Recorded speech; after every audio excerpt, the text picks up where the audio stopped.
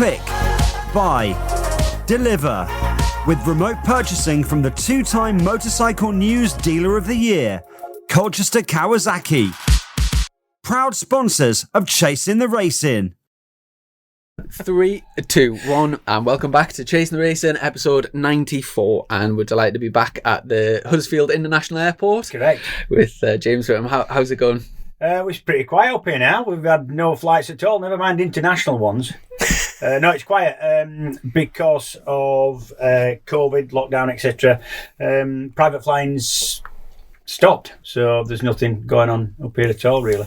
Just been quiet. Just you pulling wheelies on the runway? Yeah, I've got to say, before we start, that however bad lockdown's been for a lot of people, it hasn't been so bad for us up here.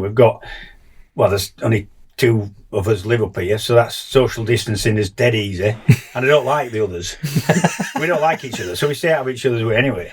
And not only that, we've got room, so we can, we can go and have a... No, do you know what? I was thinking that in the first lockdown when the weather was lovely and you see everyone in the gardens and stuff. Yeah. And I was thinking, do you know, imagine being in a high-rise flat. There'll be people listening to this who live in a high-rise flat in a city or whatever, and you think, bloody hell, it's going to be hard. Well, a lot of my career I raced for foreign teams, and I raced for an Italian team for 3 plus odd bits, 3 seasons plus odd bits as well, for a team called Belgarda, and they're based in Monza, in Milan. And it's typical living over there. There's very few people have a normal house with a garden like we all like over here. They all live it's apartment lifestyle, that's what they do. And I just couldn't imagine it. And I rang an old mechanic of mine, a guy called Fabio Mappelli, brilliant bloke, really good crew chief. I miss him a lot. He's just a good bloke as well. And one of them mechanics that if you said, Fabio, I'm struggling a bit for my lap times, I want you to take all your clothes off and run out into pit lane, it might just make me go quicker, he'd do it. For no reason other than you said you wanted him to. Mm-hmm. You know what I mean? Good bloke. And a bit of mild nudity. Good man. What I mean is, you sometimes get mechanical. As long as the bike don't break down, he's done his job. Yeah. He's not into it so his heart's not in it somehow. Yeah. And you get quite a few of them. He wasn't. He would do, if he thought it'd help, he'd be flipping doing it. And no matter how much pain he was going to be in for it. And I rang him, and he lives in a high-rise. Terrible. And they'd had it a lot worse than us initially. And he said he hadn't been at his flat for a long time. And so we're all right up here.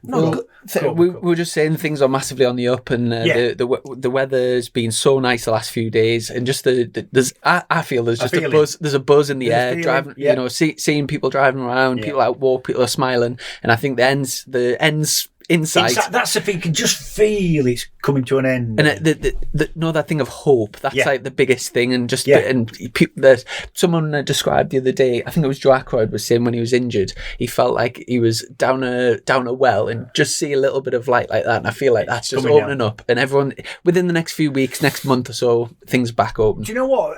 I've sussed out what it is. You can put up with anything. You can put up with an injury. Any kind of injury you can put up with, we all do. You have, we all have. As long as you can see an end to it, it don't really matter how much pain you're in. It's that not knowing how long it's going to take, and that's been the same with COVID. We've had nothing to look forward to. No, really, the first lockdown you thought, that's going to be over in 2 months, no problem. I deny it. Now, the second one, everybody's thinking, oh God, we don't know. Might never be doing anything ever again. So, yeah, I think there's a bit of like big festivals. I think Reading and Leeds have just confirmed that they were going to be on in August. I know this because my daughter, who's 18, requires £350 English off me for a Leeds festival ticket. Oh, hold on, what was it last year? Has that gone through the bloody roof, or was that a regular festival ticket price? She's a posh lass. Oh, or she thinks she is. It's like glamping. So that's the one with the proper tent that somebody else puts up, and the hot and cold running water and all that shit. Yeah, speaking of glamping and all that, last time we were here, we were discussing your little project idea to turn front of airplanes into glamping pods. Yeah. How's that little business venture going? We've got the aeroplane, but we just haven't turned it into anything yet. We've got. I'll tell you how all this came about. We passed it on your way in, right? So basically, I'll say to Chrissy, if you never Huddersfield International, I'll give you. You guys know you're here, but it's. But just sorry for interrupting. He was typing in on Google. He didn't put international. Huddersfield International. He was putting. Telling you, that's what we've called it. Honestly, he was banging it in. I'm telling you. No, basically, my sister's husband, my brother-in-law, lives next door up here. He doesn't do it anymore, but he had a big wagon, heavy lift wagon. So he'd go and shift lathes, machine, plant, tanks, anything that he could lift. He had like I think a 30-ton lift or whatever it was. And he got that offered when he was on another job, shifting some stuff out of, it was Bradford, some college at Bradford. They were shifting some lathes or milling machines or whatever. And they had that and they were getting rid of it. And he said, what are you doing with the, they had it here for training, air staff. Oh, right. Like emergency escapes and stuff like that. It's the front 45 feet of a 737 with no wheels or wings. That's in his front garden for all our listeners. So he came home with that and I went, Paul, what are you doing? Glamping pod, lad, glamping pod. And that was 5 years ago. It's since done nothing. So was it literally a freebie or did he actually hand over hard-earned money for that? No, I just had to shift it. They just wanted to show. Really? How much would that be worth in scrap? Apparently, that's what he thought. Before the glamping pod idea, then we found out there's things in them that make them difficult. If it was just the aluminium bit, but there's lots of plastics and there's lots of insulation that takes a bit of getting rid of. And by the time you've paid, well, depending on the scrap price of alley, aye. By the time you've got rid of that and paid for that, sympathetically disposing of, you've got a carrot left. A carrot left. Oh, there we go. So don't be nicking any airplanes to our listeners here. But I think Jamie will happily give one away if that stays there any longer. But that would be a very interesting idea, glamping in an airplane. Yeah, you would kind of hope the build quality would be pretty substantial for an airplane. Anyway, fingers crossed. It'd be dry, wouldn't it? What's that? It'd be dry. Yeah.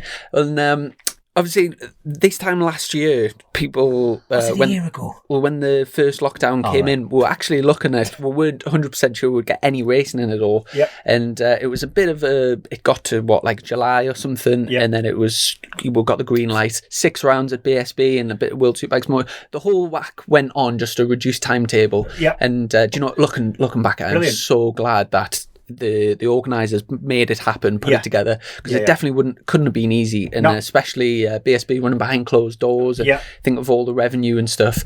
And I thought it would just be a good chance to have a good catch up on the season that's just gone. Season just gone. I thought everybody concerned did a cracking job, both World Superbike and British Superbikes, to get anything up and running and done. Notwithstanding the fact it ended up a brilliant championship in both. They were both brilliant championships. Were you working for World Superbikes last year?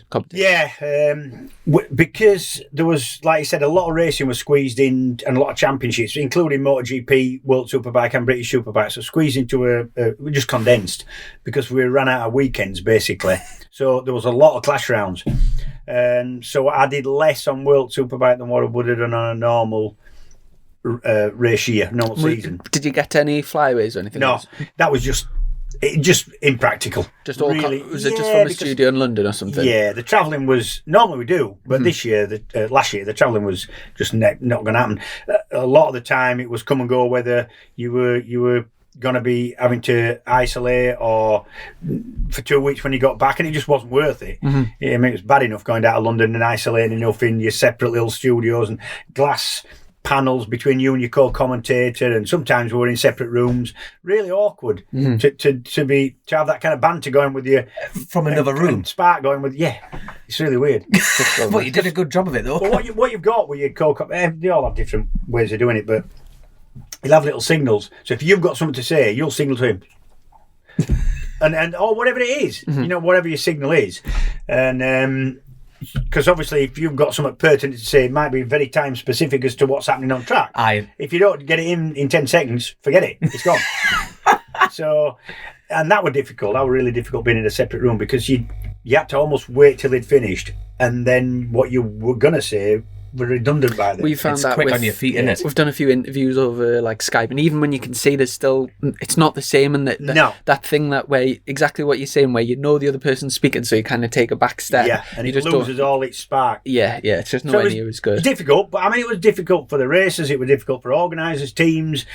It was just, and I mean, hats off to everybody concerned, especially for British Championship, because it was one of the, in terms of on-track action, every class were brilliant. It was dead unpredictable last year. It was so close. I mean, there's so many rounds to, like individual incidents and stuff to talk about. But as a whole championship, it's the first time that we haven't had the showdown for a while, and it sort of really didn't need it this year, did it? It didn't. I don't think it did. But that's only because of the way it worked out. And this is the whole thing about the showdown. Love it or hate it, you don't know whether you're going to need it or not. Nobody wants a championship where, like 2009. So Leon Camier cleared off and won with what? How many? Oh God! It was like 4 rounds. Yeah, it was miles. Something. 4 rounds to go. So nobody wants that. But you don't want. Are you pro showdown or you? I'm trying to be careful here because it's your job. Yeah. Don't worry about it. We'll step. A championship that doesn't have a showdown because it doesn't need it in that year is for me the best. Yeah. But most years, it squashes all everything right. better. It does. It makes it pushes it onto a last round. It's worth. Even a few years ago when it was Haslam and Dixon, if there was no showdown, Haslam would have won it miles before the last round, and it would have meant, in terms of spectators and interest running up to the final round, it definitely is. It's good. Mind, there's a lot of negativity on social media. The fact that it's coming back, the fans seem to.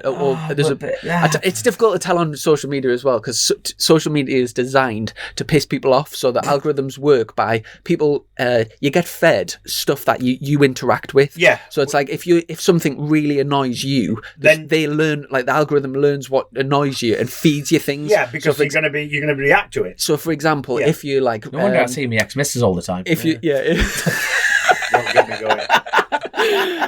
But so maybe it's just been like, I think that if you were a punter and you knew every year we're going to go down like last year, don't need it. But I think the same punter who's moaning about it on social media would be saying, "Oh, it's a boring championship. That one with 3 rounds to go." If it wasn't a showdown, it wasn't as exciting year. So looking at just the BSB to start with, do you have any standout performances, standout riders? I think it was generally good championship. I think that because going in, you could have looked at it a couple of 3 different ways. I mean, you couldn't really afford to make a mistake and break your collarbone or your ankle or whatever and miss, because you were going to miss a lot of rounds, 3 races in a weekend.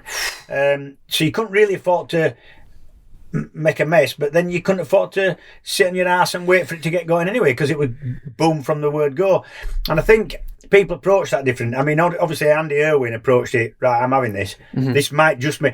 And I just thought at the beginning of that, after done it, and I thought it might just work for somebody who's prepared to take a right old risk here. And he's the man for that. Oh God, I mean, you could just tell him. He thought he was going to have a bit of it. Like grab the bull by the horns. Yeah, exactly. And it definitely put I'm over the moon to see the return of the Fireblade. Yeah, me too. For me, that last season, it was absolutely outstanding. It should be a competitive bike. Exactly, totally agree. Mind looking at it from a distance, you would think that brand new bike, it was very underdeveloped at the first round, but it sort of had development as the year went on. Yeah. But if you were just looking at the results, it went sort of backwards in terms of it was amazing in the first round. Yeah, brilliant. Bear in mind all the other bikes have had development and whatever, but then as it started getting the superbike parts, it seemed to be less competitive towards the end. I know it's difficult to say because other teams are involved and stuff, but just results wise, it did seem to get slipped down the order. Not only that, I think rider wise, there were penalties dished out, and I think that they were kind of. Are you referring to the Josh Brooks moment? Yeah, I mean, and you can see why. I mean, to be fair, I mean, Andy Irwin was, for me, brilliant, but definitely on the edge of what would you cusping it. Yeah, I mean, he was having a go on it, and the pair of the boys will take a risk, and that's why we like to see him race. But there is a kind of line in the sand somewhere that put it this way, the penalties I thought it's fairly reasonable. Is that nobody wants to? It's dangerous enough, so you've got to be something in place, but you don't want to stop lads from getting stuck in if that's at the back of the mind. It's a real fine line to tread for organisers. God, Bennett. Now, if you were his manager at that exact point, that'd be such a difficult situation to be involved in, because like you just hit the nail on the head there, saying get stuck in, but just that's the thing. Isn't it? It's one of them sports as well. Is if you commit to a move, you've got to go for 100%. And if there's that doubt, if you half commit and think, about penalties or whatever, it's actually worse, and you end up causing incidents. Completely. So it's sometimes safer to go, even if it's the wrong decision, but to like stick by it. It is. You know yourself. You're going up inside of somebody on brakes. You don't want to just about sneak past them. You've got to get level with them. They've got to be able to see it, even if it means the pair of you running a couple of feet wide, rather than trying to make it clean. Then you can't get back, and then he turns in because he hasn't seen your front wheel, and then it's a big mess. Yeah. So you've got to be definite about it sometimes. But yeah, I thought the Honda was amazing straight out the box. Fantastic. With all standard kit, standard swing arm. I think it did help that in BSB the rules are such that it was able to be like that. In World Superbike, I think the different regulations, especially in terms of electronics. One thing from 2020, which was kind of different from 2019. 2019, the Ducatis in general were very dominant in terms of podium. I can't remember exactly, but it was something like, say, 24 out of 30 wins with Ducatis. They dominated the podiums, all three of them. And 2020, it was much, much more like sort of spread out. Yeah. It wasn't like, even though the Ducatis did end up coming, what was it, first, second and fourth or whatever, or first, third, and what was it? No, O'Halloran split them up, didn't First, second, and fourth. First, second, and fourth. Yeah. Something. O'Halloran second. O'Halloran was second. Did he end up second? Yeah, Christian was third, I think, and then Thomas was second. So it was definitely. But each round there was first, third, and fourth. Yeah, there was Hondas up there. There was Kawasaki's, whatever. The only bike that didn't get a race win for the first time in years was the BMW, which was quite surprising because it's they came out with I was riding the stock bike. And the stock bike was mint. Yeah, it was quite. But how many were there of you? There was you, Billy. No. I'm talking about stock. I'm talking about stock now. Loads in stock, but even in superbikes, there was the OMG lads, there was the Cinetic lads, there was the PR, there was Hickman, there was Olsen at the beginning, then Reitenberger on that bike. None of them, not one of them got a win. And in terms of results as well, there were, if you took an average, that was definitely the most disappointment sort of manufacturer. I mean, don't you think that's always been the case with the BM? It's always been for years it's been the benchmark in super stock. But just struggles to convert into a superbike. It's weird. It's a weird one, that, isn't it? Yeah. But what was it like? You mentioned Andrew Owen before, and he's got the right attitude. He's got the aggression. He's definitely got the skills. That move to Tyco, sorry, not Tyco. That's Force. I'm looking at it all the time, and it's hard to shake that brand. So, what's your opinion on that? It's the right move in his mind, but what do you see it as? It fits in that it's a Northern Irish team. Mm-hmm. Yes, I think. If you can perform for them, it's going to be all the better for them. Yes. He's a lovely kid. I mean, We've had him on the show, him and his brother, yeah. They're lovely lads. They're not, totally agree. Especially Andy. I mean, and there's no wrong with Glenn, but Glenn's just that little bit more in front in terms of career-wise. Yes. He's just so fresh and so... He's keen, as it were. I could not agree more with you. When you turn on the telly after that first couple of rounds, you're just like, where is he? You're looking for him going, what's happening? And that is, we scream it all the time on this show. It's an entertainment sport, and he is entertainment, without a doubt. I was just thinking of, this is probably, for me, this is the hardest thing to pick for next year. But we've got the BMWs of Kyle Ryde, Bradley Ray, Danny Buchan and Andy Owen. Order them for next year. It is literally that is so difficult for me. It could be any it could be any order that it could, and they could all be battling for they're all capable of being battling for race wins. And I was looking at it, a quick look, I reckon a quick sort of counting up on my fingers, I think there's 13 or 14 BSB round winners in the championship this year. I reckon. Wow. Are you a betting man? I feel like we should write a list here, fantasy. Because hang on. That's Andrew Owen. That is the best ringtone ever. It's my favourite film. Get to the runway. You answer it, we can just pause the thing if you need it. Put it live on. Loudspeaker. It's over. And we're back. We're just discussing there the BMWs. There is more BMWs in the championship, obviously. I think Hickman and FHO. Forres. I've just thought that's it. So that's 6 BMWs, and that's what we just. I think Brian McCormick, and Joe Francis. PR, did you mention it? Joe Francis, and Jones. They've got Brad Jones. Yeah. That's. So Brad Jones has stepped up, hasn't he? Yeah. Sorry, what were you going to say? Field. I'm going to say, for me, you'd have to. I struggle to look beyond Paul Bird Motorsport in terms of a team that you would think would be really disappointed if they weren't running up front all year. They're definitely the benchmark. That's what. Yes. They're the benchmark team, I think, in terms of team and riders. I was just going to ask you, what do you think? Christian Idem had a cracking year last year. I said to him before the year started, I see quite a lot of Christian. He's a great bloke. He instructs on my track days, and I like the lad. I like his work ethic. Well, he moved up north, proper north, so he's got taste. Yeah, he's a great lad, isn't he? He's lovely, and he's a grafter. The man is a grafter, and he's brave. And I said to him before last season started, mate, no excuses. You've got to go and win it. He went, oh, no pressure then.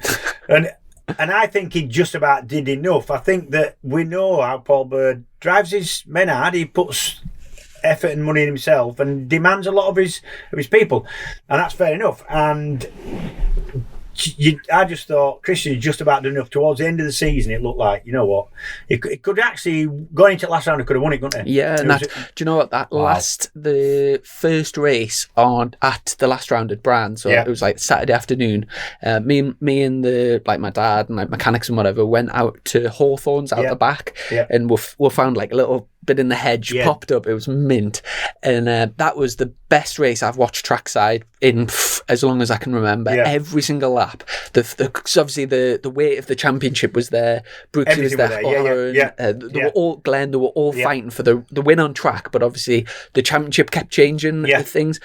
And you down at Hawthorn, so you come down that back straight, fifth, sixth gear, back 1 or 2 gears, you get the G-force at the bottom into like a super fast right-hander, and Christian kept dive bombing up the inside there. Honestly, I was screaming as loud as I could. It was so entertaining. That sounds like a hell of a trip. I've never been round Brands. You never been round Brands? Never been round Brands. Round the back special. Brands full circuit. Probably with Alton and Cadwell he's probably I'm with you on for me his best circuit. Really? Yeah. I'll have to go. Yeah, really nice. So speaking of the Ducatis then, right, we were just having a quick chat on the way down. If you had bucket loads of money, you want to win a British Championship, why don't they run Ducatis at Stock 1000? Who are they moneyed out? Are they? Wilf did run one about 5 years ago. James Egan ran one, and it was like a purple bike. It was a British. But I don't think are they even allowed it. At one point, they weren't allowed in Stock 1000 because of a cap on a price cap. A price cap, yeah, I remember that. Now I don't know what, because you can't have like maybe the best model of the Ducati, but when they did have the Panigale in stock, it was the best bike. But it was nobody seems to have run one. I think it's just so expensive. I think. Yeah, I think expensive. But I think not that easy. Even in stock, I don't think they're the easiest thing to run. Mm-hmm. But like saying when European Super Stock 1000, they were always at the front of there, weren't they? Yeah, they were, but there were slightly different rules to what. In terms of electronics, as that UK. Sorry, even going back one quickly. I know they're totally different bikes, but they're still Ducatis. But then Steve Plater runs the tri-options. Is that still going for next year? Yeah, the tri-options. Yeah. Brilliant. So you've got the Ducati Championship, and really, it's the most affordable class out there to go and run it British. Yeah, it's a weird class, is that tri-options, because you've got, if you look at the spread of, and I'm not saying this is a bad thing. You've got a huge spread of ability stroke speeds. You look at lap times, there's a big there's some people in there not that quick, and there's some real quick lads in there, and it's I think it's for me a good championship. In fact, the Paul Drinkwater, my partner not my marital partner, my business partner in exclusive business, he's having a crack. He always wanted to get in the British Championship. This is really his pace. It's the only way he's going to get in. Dringy does a little bit at Scarborough and that, doesn't he? It's the Suzuki, same as you have on the schools. Now we hear different price tags. Do you know what he's looking to spend as far as price tag for that championship? I think you can do a season for about 25, and you keep the bike at the end. I think something like a ballpark. Obviously, if you stick a bit of crash damage in there, exactly. I think that's the thing, because because McGuinness was in there. Like, he had a big off, didn't he? Last Brands, he just came around the top like Brands Hatch there, and it just lifted, didn't it? Yeah. But I seen that. I was actually up on the top of. You're a jinx. You just stay away from this. Hospitality, so I watched that. He was lucky he didn't get ran over there. You know, McGuinness is, since he's got into that tri-options challenge and he's running from home a little bit, he's got himself a real nice little workshop, not massive, but flipping great little setup he's got up there. Yeah, real nice. We went to his house. It was about a year and a half ago. It was actually the last time we were here, which was like a year and a half ago. And he got his big museum thing finished. Yeah, on with that. He's got the collection in there, but he's still building around it. You know what I mean? Now.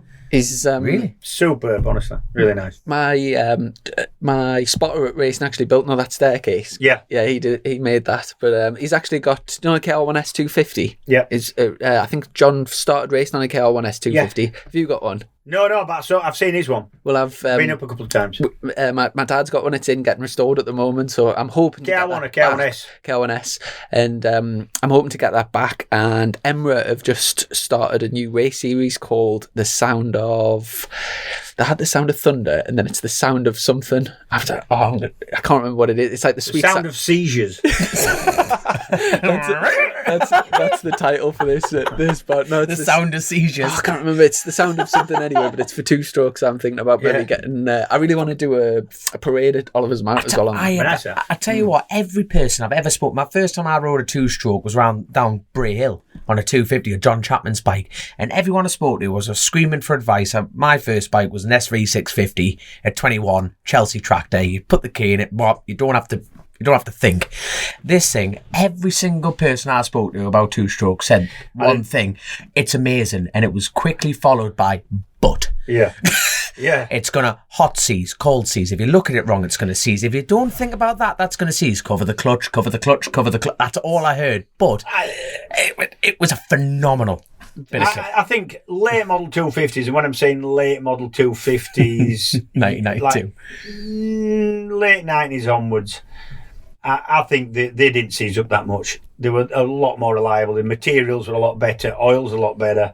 You didn't have as many issues. I know the TT's an issue for them anyway, because always were for two-strokes, because you go from pretty much sea level to quite high above sea level, and you get the air pressure changes, so the jetting changes, so you've got to jet them rich enough not to seize when you're going on the first part of the track and it's cool, you're under the trees and it's low down, and then not to be super rich when you get out on the mountain. So the thing I love about two-strokes is they are like that, and you've got to know how to run them. You can't be a nugget. You don't nuggets racing. You're not wrong. You know your shit. I've never like I've come from a classic racing background, and obviously like proper like G50s and 7Rs and stuff. You had no like temperature, but you looked at the rev gauge the entire time to see how things are idling and how things are going. But that two-stroke, I've never looked down so much of my fucking life like 52. Yeah, but you get to trust things when you've ridden it a bit, and this is two-strokes are that. If you get a four-stroke, modern four-stroke, you put anybody on it, they're going to have to change setup, but the thing's going to keep running. Yeah. There's not going to be any problems with it mechanically. Two-strokes, there is. So you know how to run one. And therefore, they are difficult just to jump on. You have a lot more advantage with a two-stroke if you've run it and you know that bike, not even that type of bike, that exact bike, how it runs. Do you jet each cylinder different? Or because sometimes you do. Some run a little bit hotter sometimes, and it just... They're alive a lot more than a four-stroke. You've got to look after them. And if you don't know how to run them, they'll hurt you. And I never had one of these when I was doing Super Teens. Lad I raced against Tommy Mountain used to have a debt counter on next to the dash, and so like you could put up with something like 30 debts a lap. Yeah. So like if it was any more than that, explain a debt to our listeners. Detonation counter, basically pre-ignition. This never used to happen when you could run proper fuels. Two-strokes never, they didn't used to detonate as much. But because now you've got to use modern fuels that are not as good for a two-stroke, so you get detonation. So it's basically pre-ignition that melts the piston away or the head a little bit. Okay. And then they'll seize or they'll hold the piston.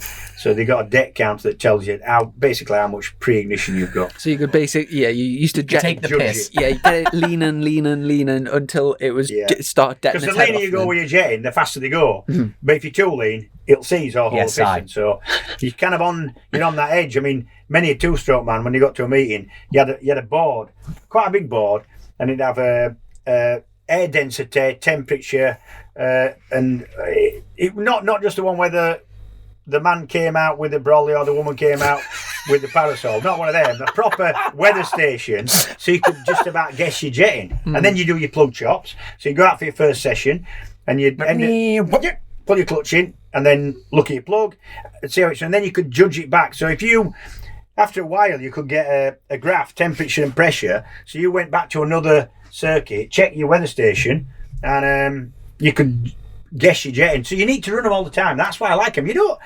For me, you get these kids now who, and there's nothing wrong with some of the kids racing. I generally really like bike racers. They're generally a really good set of people, and that's why I've still been involved, and I still love being involved. However, you don't want some kid to go, and what's it like to run? Of course you should know. Know your shit. Know your bike. Know how to set it up. Know what you're doing.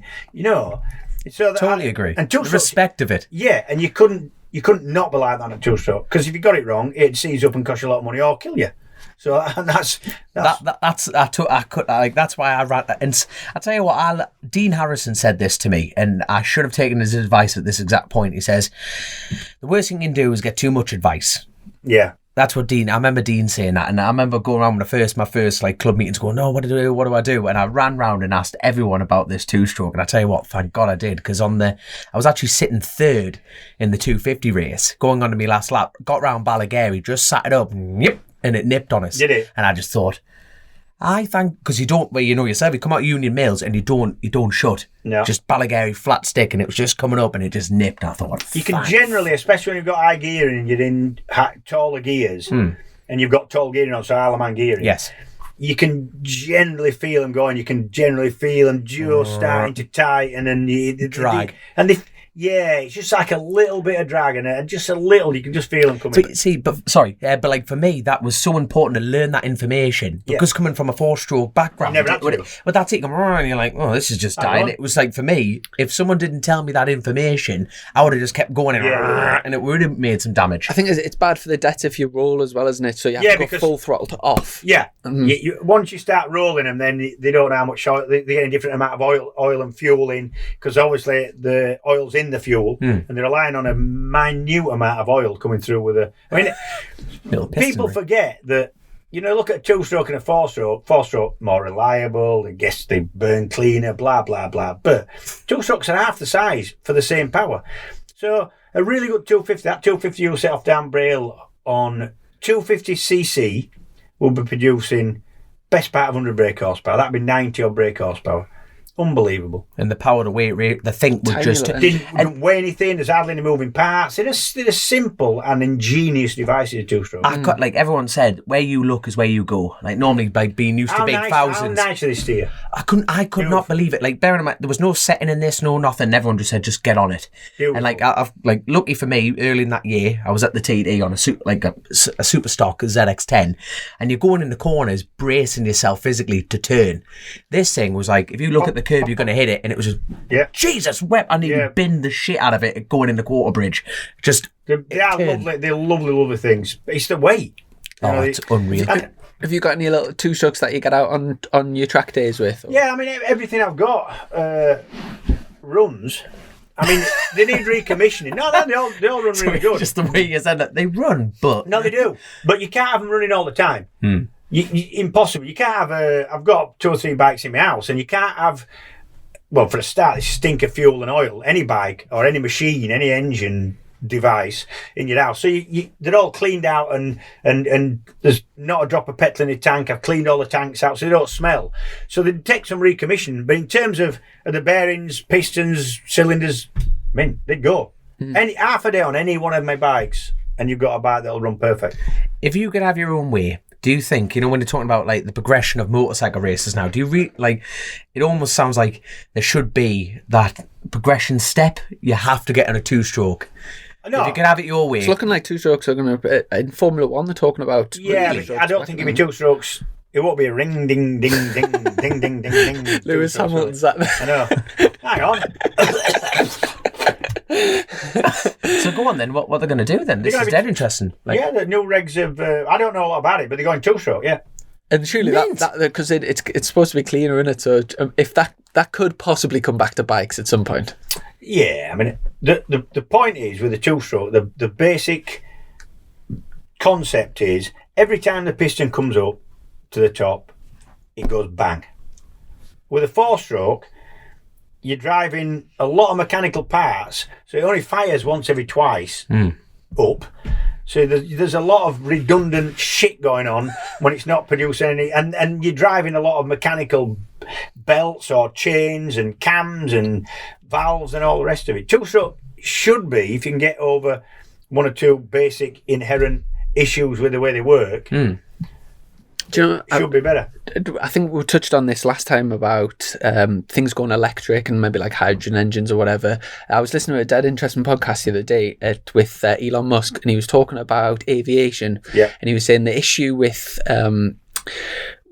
aviation, why it hasn't been able to step forward too much, is so ideally with a plane you would want to be as high up as possible where the air is less dense, so it requires less energy to get across, to get through the air. So it would be really thin if you went really high up.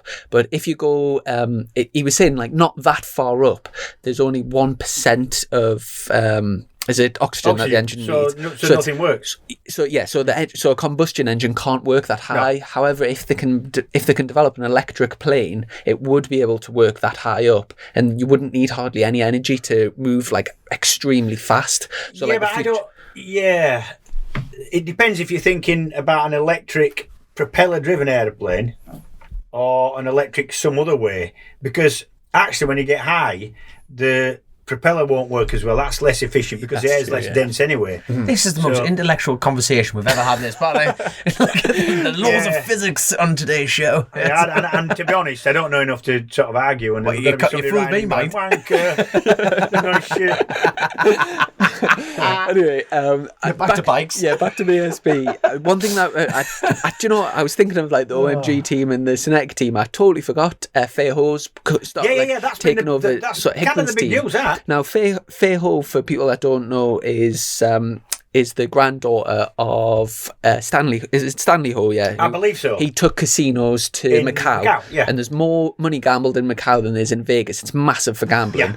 There's no better funded team than she's got. She is now the biggest player in BSB, massively.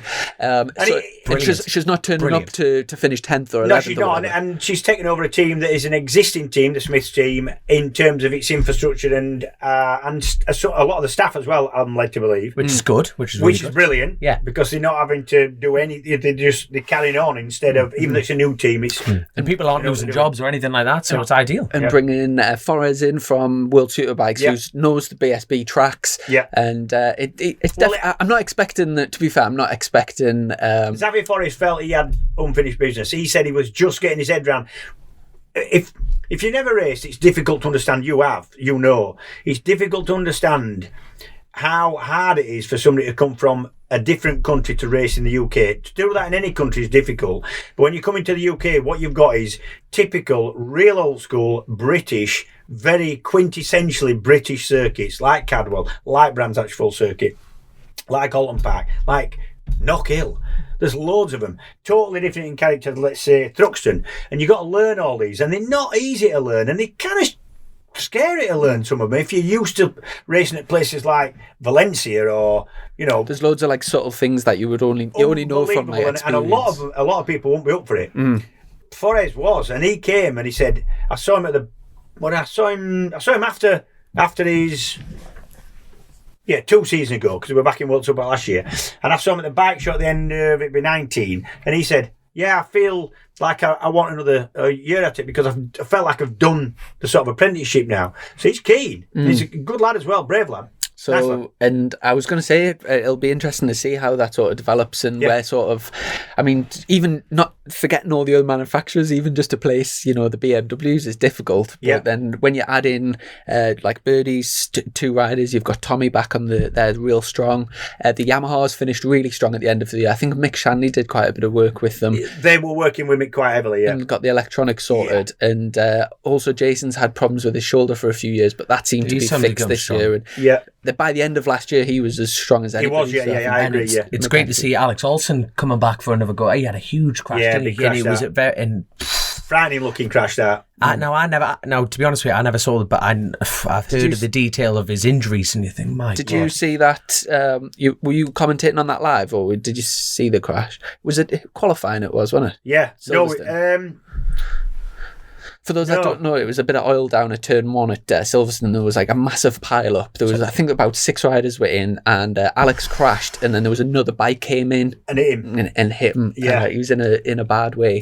But he's coming back riding again for Feiho in Superstock. Stock out. I heard Faye she was on a podcast the other day actually, which I listened to, and it's the first time I've heard her speak, and she's very enthusiastic. You can tell she's keen. Loves it, very keen on the racing. Everyone, I know that because she spoke to me once. So she's a lovely person. She is absolutely class. All last year, pottering about in paddock, looking at this and that, getting her stuff together, obviously looking at things and think, right.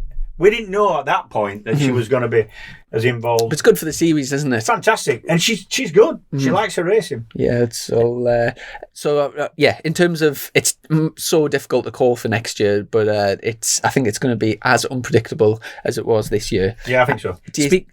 Sorry. I was going to say, do you see anyone that wouldn't? People wouldn't popping up? Yeah, not really expected, but.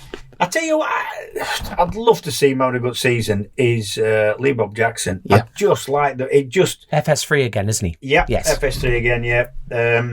Teammates with Rory Skinner. What's your opinion on this then? Oh, he's another one that's. I think he could easily be a bit of a surprise package next year. I think.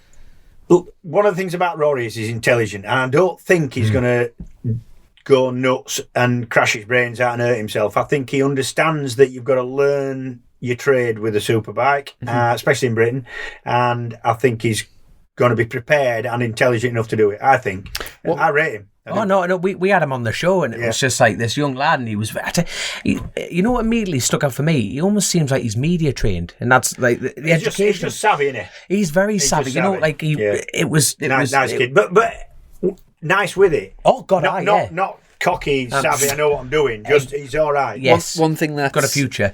That's impressed me is the fact he's actually out in. I don't know if he's right there, but right now, but he's been out in Spain getting plenty of practice on the 1,000. Yeah. But it's not posted all over social media, and it's not giving it the big one. He's just under the radar, getting all the work done. And I wouldn't be surprised at all if he turns up and is like mega competitive. But again, I would agree with. I just think it's a big ask. Is that? Yeah. And I think he'll be looking more long term, and I expect him to be surprising but safe instead of shockingly fast and flipping putting it in trees everywhere. But it's happened before, not the crashing part, like, the fact that he'll step up from round 1, because was it Kyle Ride that went from the GP2 class and he got on that build base bike, done it in park, and he was plagued with mechanicals, God love him, but he just went like a scalded cat. And Kyle's an underrated rider, I think. Yeah, Kyle's got a lot of talent. I think a lot of natural talent. If you take the mechanical side out, like mechanical issues from last year,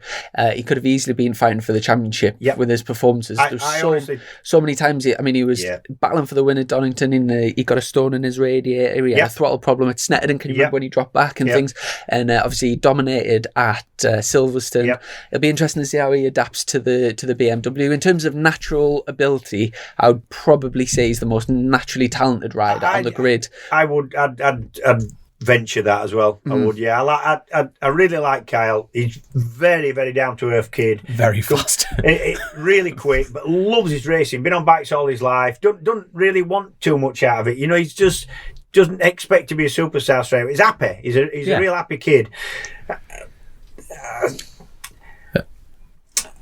The only thing I'd say is he tends to, and this might have been his age when he got into World Supersport, he tends to like things just so to be as quick as he needs to be, if you know what I mean. To show all that talent he's got, he needs to be cuddled somehow. It needs to be a team that really flipping gets the best out of him. Yeah, but he was a kid then, and maybe that's sometimes what you like as a kid. You know, you need people around you. And I think you get more resilient and you get more self-reliant as you get a little bit older and you see a bit more of the sport. So I'm hoping. But I like, and Brad as well. I mean, Brad Razor, them two, it's like flipping. I think he had a bit of an injury last year. He never broadcast it, but I think he had a few injuries last year. Was it the chain? Out the back of chain came off and sliced through his flipping. Before then, I think. And before then, he rode injured a lot. Did Brad? Yeah, he knocked about quite a lot. Because he did the same as like him and Brad were on a very similar path. You know, like their trajectory kind of. It was because he did the exact same as what Brad Kyle did, didn't he? But Kyle was plagued with those mechanical issues, both on the Suzuki, both on the same bike, first opening rounds, and they got back-to-back wins. And it was just like, it's like a hymn book for Hawk Suzuki, isn't it? Like, first round, just shut that, we know what we're doing. It was a weird one with Brad, because at a time when he I think he did the double, or got his first, I think he did the double at Donington. From 600. He was battling with Shaky for the win at Brands, and everything he seemed to he did a wild card in World Superbikes at Donington and was like ninth. Everything seemed... All started at Snet, didn't it? Well, Crashed twice leading. Yeah, but I think before then he was going over to Suzuka to do because he was riding for Suzuki 8 hours. And went really quick. Extremely fast, much faster than like Winters and all kinds. But I think he was using Bridgestone tyres over there. And yes, I think he was, Not. I think they're just different tyre characteristics were causing him problems, and he ended up sort of losing his way a little bit. And he did, yeah. And he's never seen the same form as like winning and whatever. No, he hasn't. But you still look at Brad and you think he's got it. He's you don't switch it off. Somewhere, it's a matter of just sort of massage it out of him. You know, but he has definitely got it. Like Kyle a little bit, and they're still young enough to do it. They're living in Spain together. Them pair. I see on the flat trackers and lock your daughters up. Yeah, I think so. But a lot of mountain biking and a lot of road biking, a lot of riding. It's good for them. Yeah, it is. Yeah. Here we are at Huddersfield Airport. But how good's that? It's perfect pre-season. I mean, and I remember setting off when I was 18 and 19. We went down Europe doing European Championships with the 125. Me, a mate, a motorbike, and a van. Brilliant. And you had no mortgage, no serious girlfriend, and that's just where they are. It's perfect. You only get that once. You only get that for X amount of time, and after that, you've got a mortgage and you've got the commitments and it's so nice to be able to just go, oh, you know what, let's go live in Spain for 3 months. Why not? Do you know, I think a lot of people, a bit of a side topic, but I think a lot of people are feeling like that in general after this COVID thing. They're like sort of, you get stuck in your way of like going to work, do your things, go to the pub, go on holiday, that type of thing, and being forced to sit in the house for like almost a year and not being able to like do things. I think soon as the doors open, it's gonna be like things like festivals, I think, like going to a BSB weekend, it's easy to sit at the house and do nothing, but just book it and go do it, and just you never know like how long you've got to you, and no, you've got to get out. I just really hope, because obviously, let's go down the depressing route. I know we all cheer each other. Let's drag it down a little bit here. That's what I do here. But we're looking for a difficult season, or potentially 2 seasons, aren't we? Because let's go down the financial side of it. That's the thing. We're losing sponsors, we're losing this, we're losing that, and it's just if you're sacking staff, it's difficult to justify sponsoring a race team, isn't it? I completely agree, and it is. I think the series, the organisers have got a job on their hands to try and keep the ball going. Not just organisers, all the teams. Trying to, like you said, if you're giving staff the flick, to then usually with motorbike racing, you kind of businesses earn. Like say you've got some like cream on the top, which is your profit, and if you've got a bit, you can justify giving a few grand to race teams. It's difficult. That's your big players, like your Cinetic and your Vision Track. But the British Championship paddock, compared to any other World Championship paddock, it's mum and dad. It's flipping. It's so and so's chip shop down here. It's so and so's tyre service who chucks you $3 grand for your part of your tyre bill, and it's uncles, and it's the factory down the road who was not into bikes, but his dad used to work there, so he's gone down and introduced it, and it's that, and that's what's going to suffer. It really is an enthusiast paddock. Once you get away from the big teams in the superbike class, it's an enthusiast paddock. They're in there because they want to be involved in it, not because they think there's any massive commercial value in it for them. Yeah. Can you see a smaller paddock this season? Sorry. Yeah. I can. We've got plenty of classes to go at. Yeah. And I think as we stand at the minute, I'm just looking, just before you arrived, I'm looking through a general sort of look through of the entry list. Still looking good. Still looking good. There's nothing more determined than bike races to go racing. There isn't. And all I'd say is that a lot of people have been, I mean, if you look, motorbikes are selling at shops, bicycles are selling, everything's selling. Prices of second-hand trials bikes, we just said. We were just saying, Still COVID tax. Yeah, but the thing is, it's once it starts to bite in and people are losing their jobs, and there is no help from the government in terms of furlough, and we have got to start paying this money back that we've had to spend, then we'll see. But I mean, I'm not a pessimist, I'm a blind optimist. Yes. And I still think we're going to get, and sometimes when you get sort of hard times, it's the people who are prepared to sort of knuckle down and put up with it. That I remember Dixon, Dan Dixon. No, sorry, Jake Dixon. Jake Dixon, Darren's son, obviously. Yeah. And I raced with Darren. Yeah. And so I got to know Jake really quite well through his formative Supersport British Championship years, and he'd led a championship and had a chance of winning on us, and then it all started going wrong. I think Cadwell, and he's kind of almost in tears, you know. He's only 18 and it's all a bit much for him, and his championship slipping away. And I said to him, mate, remember the shit parts of bike racing make the good bits really good. Aye. If you'd had it all your own way the whole time, I think that's half the problem sometimes for people. You get it all your own way and everything's provided. Mate, you've got to knuckle down. You've got to flip in. You've got to crawl through the shite. Yeah. And I think with everything, but racing in particular can chuck some flipping curveballs at you and some injuries and some It's funny because I used to race for Jake years ago when we were coming through like super teens and stuff, and I distinctly remember you saying this on TV years ago, just thinking it was hilarious. You said something about Darren and you said, Darren Dixon, former sidecar world champion, he looks like he needs a good wash. Oh, he's like it. I just thought, what a funny thing to say. If you hear this, I still love you.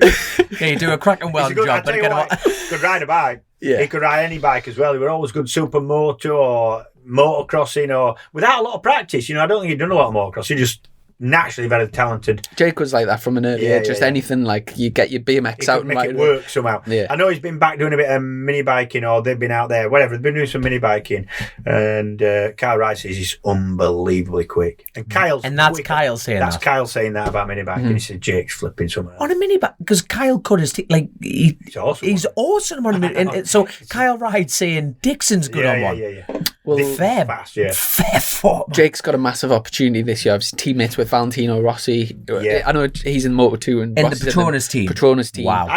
I honestly think that Jake's got it, and I think he knows he has, and I think he had a real breakthrough last year. With that, I think, but he's just turned it around and started to believe in himself a little bit. He's a good lad, cocky bastard.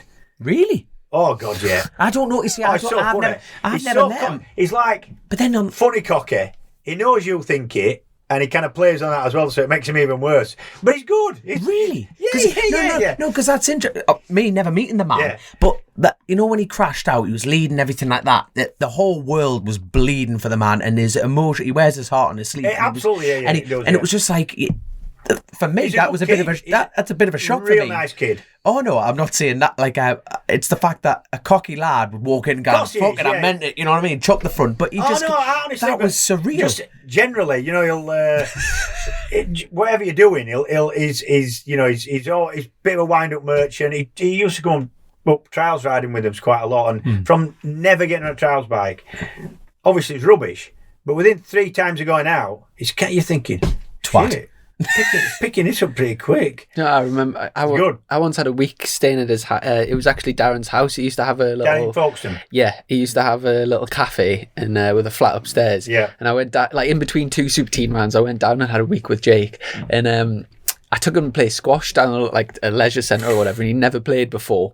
And so I was like showing him how to do it. And then we had a little game, and obviously I was beating him, and it wasn't as if he was just a little bit annoyed. He was like so pissed off that I was better than him, even though he'd never done it before.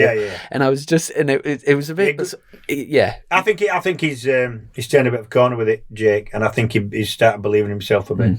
Right, because that's like we're talking about crawling through the shit, and your confidence is such an important thing in anything in life, you know. But God, it is at that level, it's as close as that. That's it. But you're talking about when he was leading it, his confidence was up there. I can do this, and then just boom. Yeah. Your confidence, that is a roller, literally, that's a cliff. Do you know, that's motorbike racing. Bikes in general is, I tell you what I heard someone say the other day about, it was an old Colin Wright thing, and Colin Wright saying, and it was something about bike racing's about waiting for a wave. It's like surfing, and he was saying it's like waiting for a wave, and when the wave comes you've got to be ready to ride it, and it's very much like that. And there's so many, and what makes it so difficult than other sports is the fact, for example, if you're playing tennis and you hit the net, it's annoying that you've lost a point. But if you took the front on a bike, you've got the physical, you've got the cost. Longer. Yeah, exactly. That's the thing. It's like the punishment don't fit the cram. And if you compare it even to car racing, cars you can make a spin or a small slide, or generally when it goes wrong in bikes, it's gone wrong. It's gone wrong, and it can be a tiny little mistake or dodgy setup or slightly different line or just not knowing how much grip you got. Boom, you're done, and you can easy collarbone or whatever. Even if you don't, hurt yourself, you still got a smashed up bike. That's the thing, isn't it? Have you heard anything from Jake about his wrist? No. I presume it's going all right and he'll be okay. I think so. And also, it's really cool in Moto2 that we've got him and Sam Lowe's as both sort of battling at the front. He did and so well. Sam, crawl back what he did from... crashed out the first... Really, we've got two sort of... Yeah, but I mean, Sam's one of them, how much talent he's got. You just do, don't you? We always have. It's just... We've been riding along with him, for a few years now. It's one of the fucking roller coasters. That last race of the season when he broke his hand or something like the Valencia, and then he went for it. Did he get a podium in that last race? Yeah, something. And he's tough as an old boot. You'd have to be. He is though. Honestly, them lads are. We interviewed Sean Muir, and we were kind of having a similar little chat, and it's a bit like he's talking about the future of British stamp riding. We're talking about Lowe's and we're talking about Dixon there. Can you see anyone around at the moment that can step into that category? That was very... What the fuck am I doing with my hands here? I don't know, but it's not easy, is it? I mean, I remember chatting with Rory Skinner, and they were looking at the Grand Prix route initially. Thought he had the talent to do it. Got into rookies, kind of did really well, and then didn't lead to anything. And there's no guarantees, is there? No. And it's a lot easier to get lost in the Grand Prix kind of system than the odds are more stacked against you in that. But the prize is probably bigger in the end if you can make it work. Yeah, I don't know. It's who could I see stepping up? Rory's now gone down the superbike route. I could see him being a potential. Would you say that's more reflecting on how he performs this year? Yeah. I mean, he's decided to. I would, if somebody had come up with a Moto2 ride for him at Grand Prix, I think it'd have been more. He'd have been happy doing that, or even World Supersport. Mm-hmm. Although saying that, we haven't talked about it yet, and we're running out of time for me. But anyway, because we're going to be somewhere else. But we need to talk about Supersports, just because it breaks me out a little bit when it's a dying class. Because I spent 3 years in it, and I absolutely loved every second of it. And at that point, everybody made a competitive bike. They were selling middleweight road bikes, 600 road bikes, were selling like hot potatoes. It was a brilliant class, and everybody had a competitive bike. The rules are such that you could build a competitive bike out of an Honda, a Kawasaki, or Yamaha, or Suzuki, anything. They were all in there. And now it just seems because they're not selling as many 600 road bikes, not even they're not making them. They're not making any because they're not selling any. Well, Yamaha was the last one, wasn't it? Yeah, and consequently, that's the last one to be designed. So that's the most competitive. So it's turned into almost if you want to be competitive, you've got to be on a Yamaha. I'm still trying to sell an engine. Yeah, so things have to change. Yeah. So in Britain, they sort of trialling an idea that came up at World Supersport, I think. Yeah. Where they're going to open it up with balancing regulations, rather like Supersport 300. Why they call it 300 when they're into 300cc bike in there. But anyway, whatever you're going to call it. And it's kind of work. But even then with the 300s, if you're not on a Yamaha or a Kawasaki, you've tended to struggle. Some circuits, because of the balancing rules, favour more torque, others favour more top speed, which gives you a different... So it's not... You can't ever make it fair. I think they've done a really good job at making it, the 300 class, as fair as possible. Yes, given you've got 500 twins, 390 singles, 40... Just, how do you do that? And it's is that still Scott Smart that's doing... Yeah, and it's complicated, as Scott is. But he knows his stuff. Well, isn't it? It's complicated doing it. Have you ever tried to explain something that he thinks is dead simple to you? No. He just, honestly, he's so intelligent. His head goes warm as he's telling you. It's just, do you know when I first started watching BSB, I think Scott was my favourite rider. He was on the Rizla Suzuki 88, and it was him and before that, sorry, he had a little spell at Rizla, but it was mainly on the Kawasaki. The whole Kawasaki. Yeah. Oh, Kawasaki, and what I used to love about it was all the main bikes were like around 100 grand. Back then, the whole Kawasaki was like 27 grand or something, or 25 grand. And he used to get like a couple of race wins, and him and Glenn Richards. But he does all the electronics for World Superbikes, doesn't he? He's really super. He's a genuinely intelligent bloke. Mechanically super intelligent. Understands how things interact with each other, and his balancing regs seem to work. So in Supersport in Britain, now we've got a set of regs where you can run pretty much anything. 3 or 4 different bikes are now eligible, including the 765 Triumph. Yeah, that's not really a race bike. That's more of a, if you see the standard bike, that's more of a sort of sit up and bed job. Yeah. So how's that going to work? It's obviously going to have more torque. They're going to cap its revs, I think, and so I don't understand how it's going to work yet until it starts. Also, because Triumph were the dominant force for many years, weren't they? In British, yeah, never in Worlds, yeah. They were competitive in Worlds, but never dominated like they did in Britain. No. The Triumph teams, Simon Buckmaster's sort of taken hold of that with is a Dynaval Triumph, I think, and bringing over Kyle Smith and Brandon Pash, the American lad. They're also letting Ducati 899s in, but I'm not sure if anyone's actually taken up that offer. I think they will do, yeah. But the bottom line is, you can look at a set of regs, and normal people don't know which bike's going to come out best. And normally Simon Buckmaster's got a bit of a idea.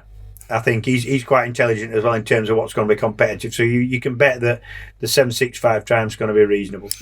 Kyle's a top pilot. Also, we've got Jack Kennedy dropping down, but he's on the Kawasaki. Is that the 636 or the 600? 636, isn't it? I'm not sure, because you can run a 600 or a 636, I think. Now, they changed the chassis, you see, but you see, I think... the chassis were better on the 600, wasn't it? It was. Now, which rider did that at Brands? Ben Curry. Ben Curry did that, because he got an engine off one of your riders, Dean Harrison, from the Silicon lot, and then he just came out the woodwork, didn't he? And it just seemed to work immediately. Also, we've got the sort of Moto 2 class within the British Supersport. The GP2 class, really, in the UK, speaking about who's coming through next for the Grand Prix, the whole system in the UK is very much geared up for pushing towards World Superbikes. And if you look at the World Superbikes, it's dominated by Brits, people who have been through BSB. I agree, yeah. It's in Spain, it's quite the opposite. It's geared exactly towards MotoGP. So they've got... I tell you, he's a bit young for now, but Scott Ogden is just got a top ride, and I suppose he's the next sort of youngster that could go through the Grand Prix route. He's top lad him as well, really good pilot. And I don't really follow the smaller classes that closely. Do you commentate on the kids? For me, just what I've done, Superbike, sometimes Stock Thou, sometimes Supersport, but mainly just Superbike class. Yeah, right. What about British? Yeah, by the way, I'm gonna regret if I don't ask it now because I'll forget to ask you later. How's Jack Bernicle getting on? He's just seemed like he's just gone quiet, hibernation. Yeah, but Jack don't do all the social stuff, does he? So he's not on Twitter and Facebook and all that. So nowadays, if you're that type of person, it's kind of old school. Yeah. He's never going to hear him, are you? No, but is he still with us? That's what I'm asking. Oh, he's alive and well in Wallasey. Yes, he is, yeah. Thank God for that. Yeah, he's all right, yeah, and he'll be working in BSB again. Yeah, I love man. That's really good. And he's into it. He lives for it. You two just work together, though. The crack is brilliant. Not just road racing, though. He loves his car racing. He loves his classic car racing. He loves motocross. He's a real big flipping fan of motocross. Yeah, good. How's your health? And last time we were speaking, good at the minute. When you've been through what I've been through, I would have put this.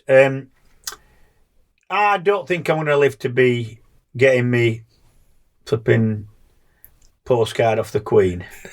Well, you've already met her, so you have to manage your expectations. But at the minute, brilliant. All my scans are clear enough at the minute. Good, so my blood tests. It's been difficult because I should be in every sort of 6 months for blood tests and the sort of post stem cell transplant and chemo treatment and monitoring.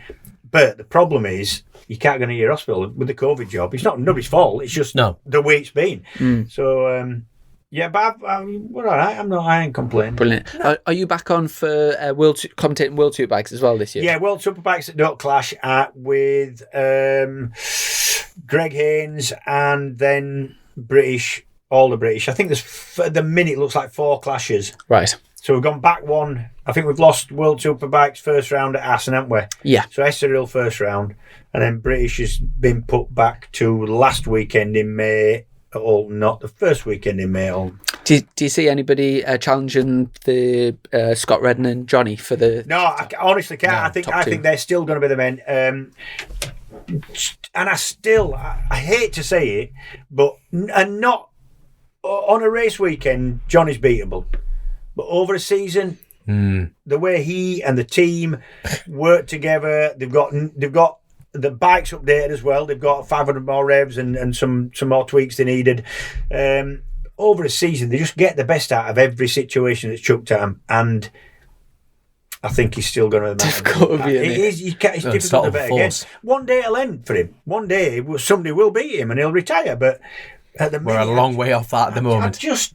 He's just spectacularly consistent and intelligent, and the team work really well with him. And if they go somewhere where they go Argentina, where the surface were really bad once, he didn't complain, he didn't walk out, he just thought, well, we'll get best out of it. Everybody's in the same boat here. We need to work at this. And it just seems to engineer things round him and the team to the best possible outcome for them that weekend. And over a season, they take some beating, them boys. Without a doubt. There's not actually that much moving about in World Superbikes going on. No, it's been pretty static. Everyone's got the job, haven't they? It'll be interesting to see how the Hondas do after a year of development. We had Haslam on not that long ago. Especially with Cammy, team manager. Yes, yeah, and it's really nice to see after. Really nice. Sort of life after racing. It's quite rare that, it's not rare, it's quite common that a team manager comes out of a ex-racer. Yes. And for me, they make the best ones. Mm-hmm. In fact, Mayo Meregali, that we all know as team manager for Yamaha at MotoGP,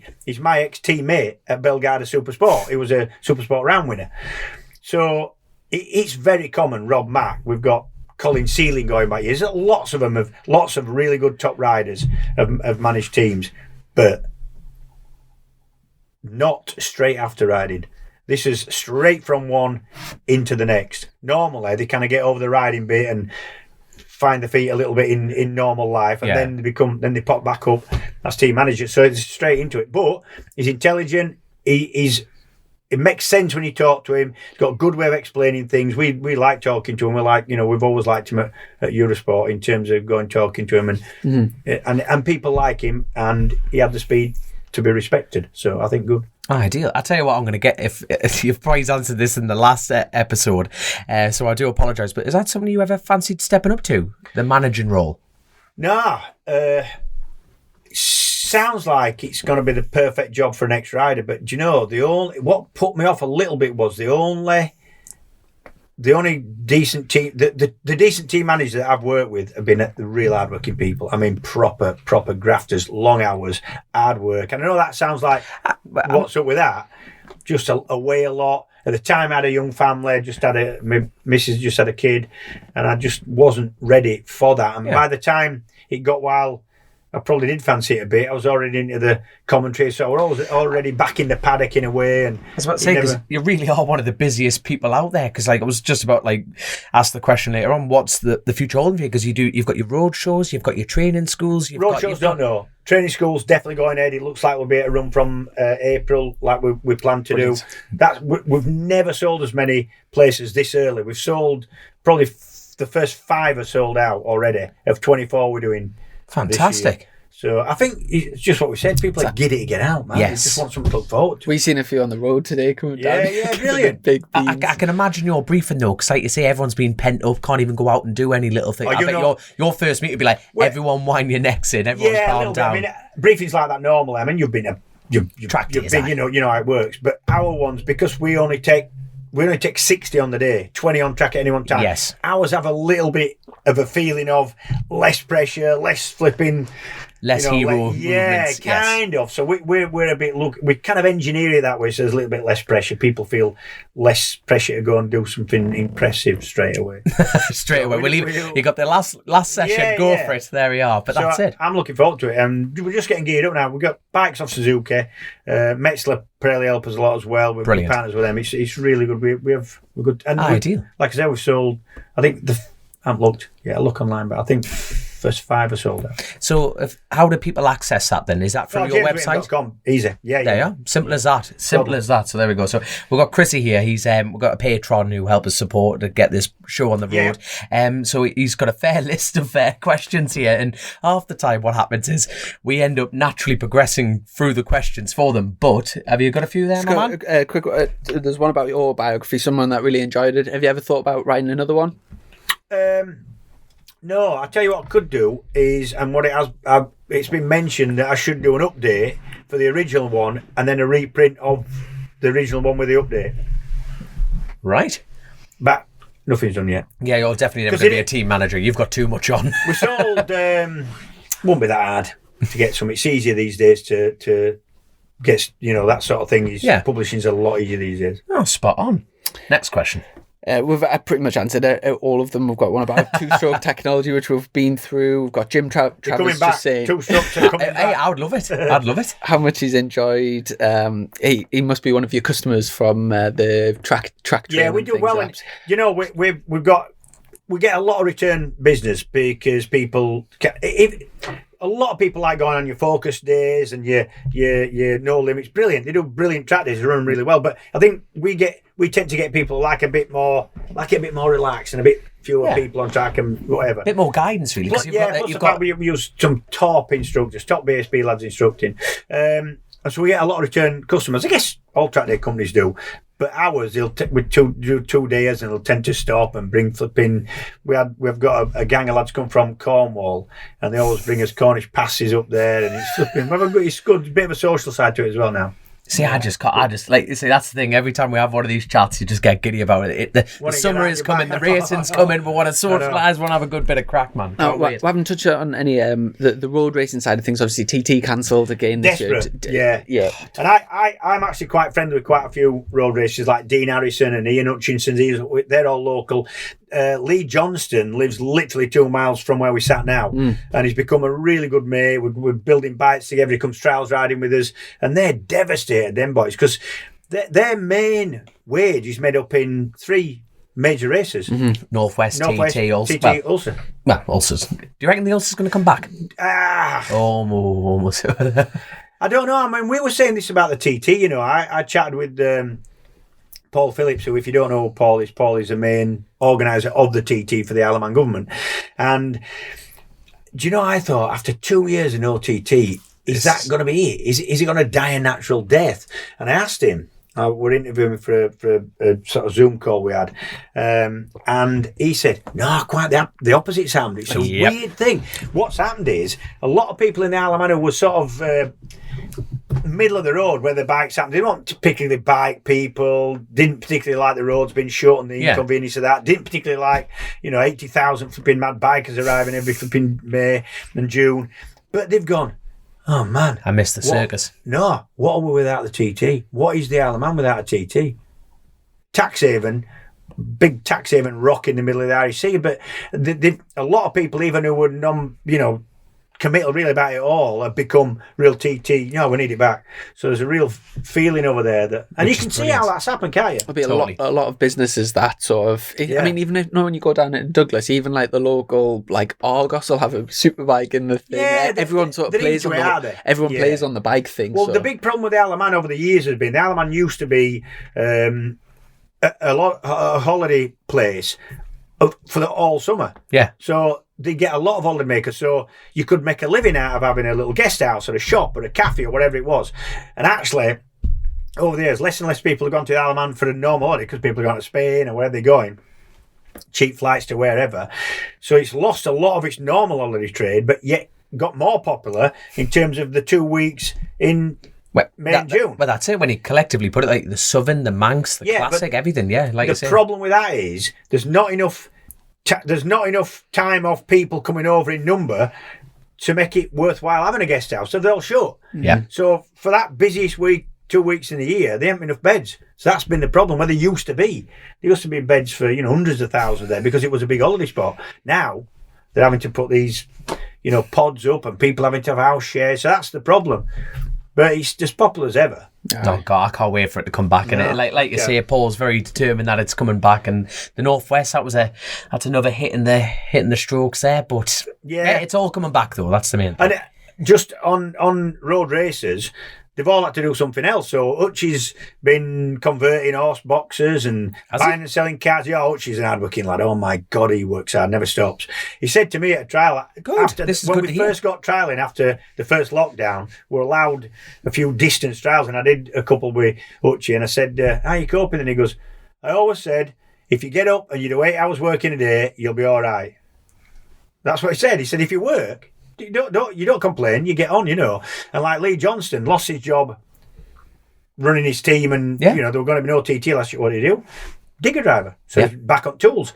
You sit at home waiting for it to come to you. You're bollocksed. You're knackered. Mm-hmm. Yeah, so, but then Lee Johnston decided, do you know what? I've got a super sport bike in a truck. We'll go and do some British Championships. And look at him. He ended up flying. That was such a good... I was over the moon absolutely over the moon. It was, and he was iconic for road racing because Hutchie hasn't been in Stock 1000 Championship for a while now, hasn't he? Yeah. And even then he was running at the front, but having a roads lad, dishing out that many portions, it was great, absolutely great. But I'm sitting here with a big smile on my face. I can't wait for this season to get going, and I can't wait. That's it. I think this shows, hopefully it provides a bit of optimism for people that are, through the lockdown stuff. It's been a weekly thing, and I really do feel like it will come into the end of this whole lockdown thing, and hopefully, will be hopefully people who have listened to this will be full of. We can turn that off now. I'm keen now, and I get me fixed anyway. I've got a workshop just about 50 metres that way,